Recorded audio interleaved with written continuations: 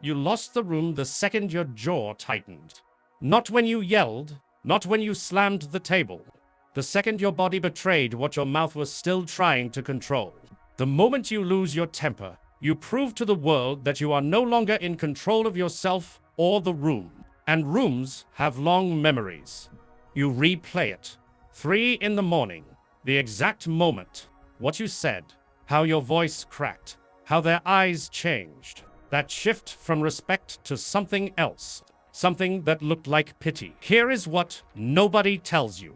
It was not the big betrayal that broke you. It was something small. Someone dismissing you in public.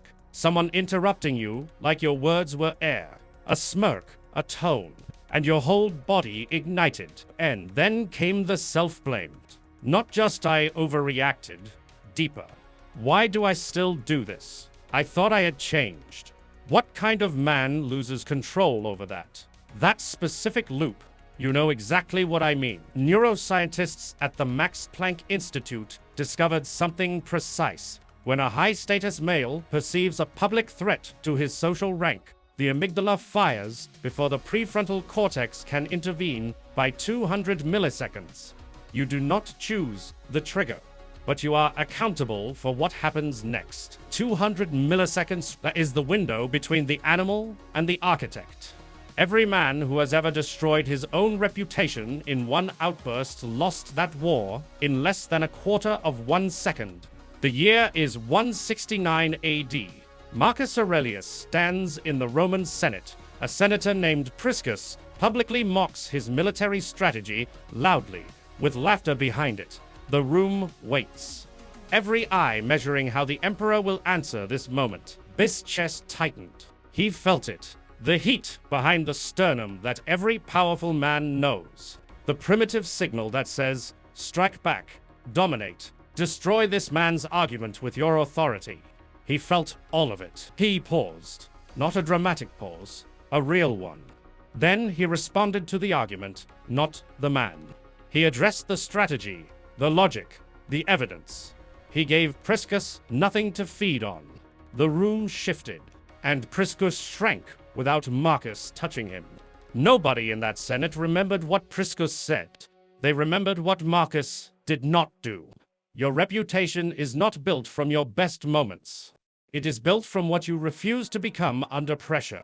The Stoics had a practice called the view from above, but Marcus used a tighter version, the spectator within. When provoked, he would mentally step outside himself and watch his own response as if he were a stranger judging a man's character in real time. The most important audience in the room is not them. It is the version of you that watches everything you do and keeps the permanent record. Every time you rage, that inner witness writes it down, and you cannot argue with what you watched yourself become. So the principle is this. Before you react, ask one question. Would the man I am trying to become do this? Not the man you were. Not the man they provoked. The man you are building. That question is a wall between the trigger and the damage. I know exactly what you are thinking right now. You are thinking, but what they did was genuinely disrespectful. Yes, it was. I am not arguing that. The disrespect was real. The dismissal was real. The trigger was absolutely legitimate. But here is the thing. The moment you react to disrespect with visible anger, you hand them your power wrapped in a bow. Your rage is not evidence of your strength. It is a public announcement that their words reached something inside you that you have not dealt with yet. There are 5 primitive anger triggers that specifically destroy high-value male social status. Public dismissal, being interrupted or talked over, having your competence questioned in front of others, being ignored after speaking, and someone visibly choosing another man's opinion over yours. Here is the revelation. Each one of those triggers is not an attack on you. It is a test of whether you have fully claimed your own status or whether you still need others to confirm it for you.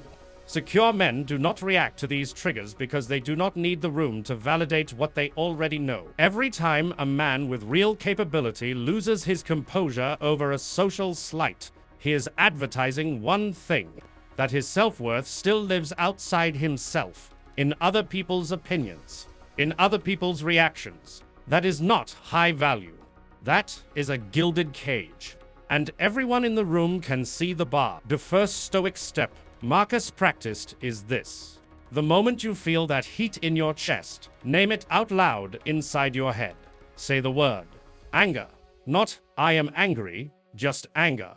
You are naming a weather event, not becoming it. This is not metaphorical. When you label an emotion with a single word, brain imaging shows the prefrontal cortex re-engages within seconds. You literally reclaim the 200 milliseconds. You stop being the animal and become the architect again. Use this tonight. Someone will trigger you. Name it. The second step. Respond only to the argument, never the person delivering it. Marcus never attacked Priscus personally. He made Priscus's idea collapse under its own weight. That is not weakness. That is the highest form of intellectual dominance available to a man. When you respond to the argument without touching the person, you leave them no enemy to fight. They came looking for your anger. They need your anger to justify theirs. Give them nothing. Watch what happens when a man swings at air. He looks foolish, and you look untouchable. The third step. Learn to let silence speak first. Not awkward silence. Deliberate silence. A 3-second pause before every significant response. Marcus wrote in his journals that the man who speaks last in a heated exchange almost always controls the outcome. 3 seconds. That is your weapon. Silence makes people uncomfortable enough to fill it. And what they fill it with usually reveals far more than anything you could have said. The man who speaks into every silence is the man who never controls the room. The man who waits owns it. Every anger trigger you fail comes down to this: you are not protecting your pride. You are protecting a wound underneath the pride.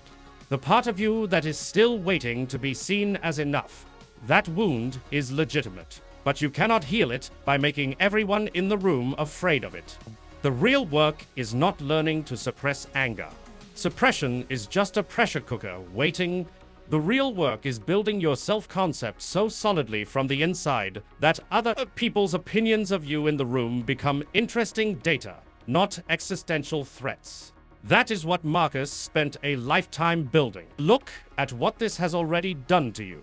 You are watching a video about anger control at this hour because somewhere inside you, you know what you are capable of and you know you are not consistently living up to it.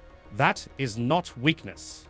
That is the beginning of the only transformation that actually matters. The tiger that loses its composure does not become more dangerous. It becomes prey. If this reached something in you, and I think it did, then you already know what the next step is. It is not subscribing. It is deciding right now that the next time something small triggers you, you are going to pause.